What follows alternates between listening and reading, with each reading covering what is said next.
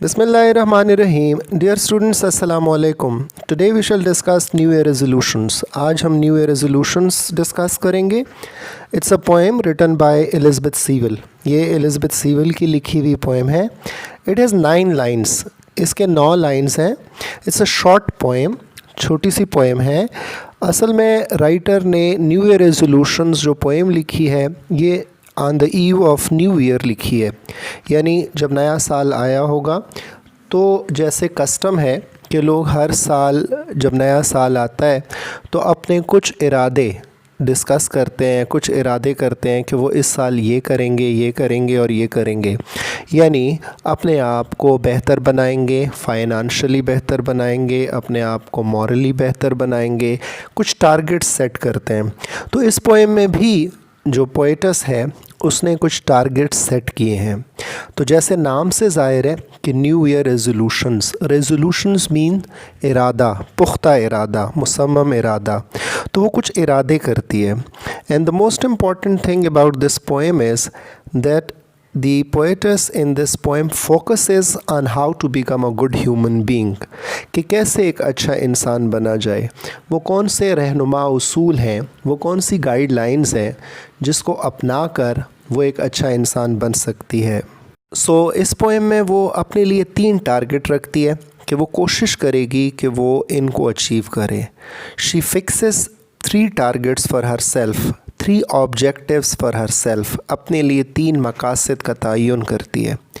पहली बात, पहला मकसद, पहला ऑब्जेक्टिव जो वो सोचती है कि वो करेगी इस न्यू ईयर के दौरान, वो खामोशी है, क्वाइटनेस है, साइलेंस है। वो कहती है कि I will drain long draughts of quiet as a purgations, मैं लंबे लंबे घूंट भरूंगी खामोशी के, यानी खामोश रहूँगी।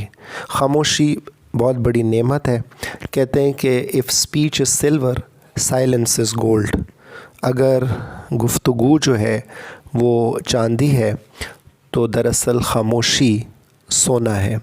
तो कहती कि चूँकि जब हम साइलेंट रहते हैं, खामोश रहते हैं, बहुत सारे मामलात में ज़्यादा गुफ्तगू नहीं करते, तो जितना हम कम बोलते हैं उतना ही हम मसाइल को अवॉइड कर सकते हैं। तो मेरी पहली प्रेफरेंस होगी, वो अपने तजुर्बात की रोशनी में शायद बात कर रही है, कि हमें इंसान को मजमूई तौर पर तमाम इंसानों को कोशिश करनी चाहिए कि वो बोलें कम और ख़ामोशी को प्रेफर करें। एक चुप 100 सुख वाला वो एडॉप्ट करना चाहती है उसूल। तो वो कहती है कि मैं इस तरह से परगेट होंगी, परगेशन होगी मेरी। परगेशन मीन्स तहारत, सुकून, यानी तहारत से मुराद अंदर की सफाई। मैं ज़्यादा स्ट्रॉन्ग फील करूँगी। वो अंग्रेज़ी में कहते हैं कि साइलेंट वाटर रन्स डीप, जो इंसान जितना खामोश होता है उतना ही गहरा होता है। जो दरिया खामोशी से बहता है उतना ही वो गहरा होता है। शोर करने वाला पानी, शोर करने वाला दरिया, उसकी गहराई कम होती है। पहली बात, पहला टारगेट जो एलिज़ाबेथ सीवल अपने लिए सेट करती है वो है खामोशी, वो है सुकून, वो है कम बोलना। और नेक्स्ट वो कहती है कि she will remember twice daily who she is, यानी पोएम की लाइन्स हैं, remember twice daily who I am, यानी मैं याद रखूँगी, अपनी हैसियत याद रखूँगी। I will keep my feet on earth, मैं ज़्यादा हवाओं में नहीं उड़ूँगी, मैं अपनी औकात याद रखूँगी।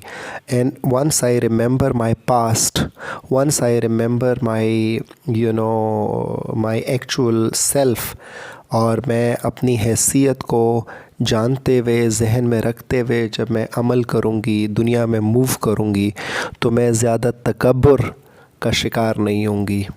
और चूँकि प्राइड है तफ़ाल, तकब्बुर का सर नीचा होता है, गुरूर का सर नीचा होता है, तो मैं कोशिश करूँगी कि किसी किस्म का तकब्बुर ना करूँ, मैं अपनी हैसियत, अपनी औकात याद रखूँ। अब इस औकात को याद रखने का मकसद, मतलब क्या हो सकता है कि एक इंसान जो है वो बहुत उसकी कैपेबिलिटीज़ بہت لمیٹڈ ہے، انسان بہت عاجز ہے، انسان کی اوقات اتنی زیادہ نہیں ہے، تو یہ چیز کیا ہوگی، مجھے ایک اچھا انسان بننے میں مدد دے گی۔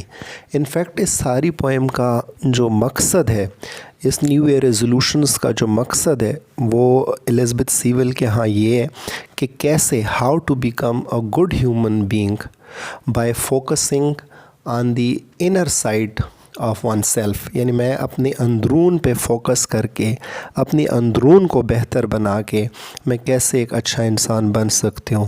تو پہلی بات میں یاد رکھوں گی کہ میں پہلی بات یہ ہے کہ میں خاموش رہوں گی، آئی ول پریفر سائلنس، اور دوسری بات میں اپنی اوقات یاد رکھوں گی، میں اپنی حیثیت یاد رکھوں گی، اور جب میں اپنی حیثیت یاد رکھوں گی تو یہ بھی that will contribute to my becoming a good human being. will lie o nights in the bony arms of reality and be comforted۔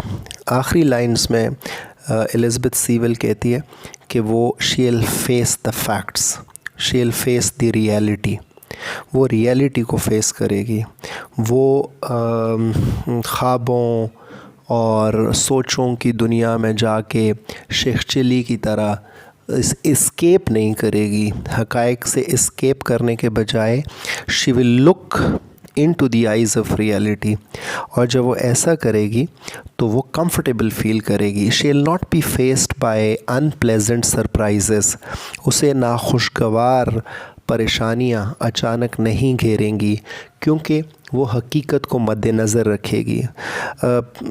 The last lines جو یہ ہے پوئم کی، اس میں شاعرہ نے پرسونیفیکیشن استعمال کی ہے، یعنی ریئلٹی کو پرسونیفائی کی ہے۔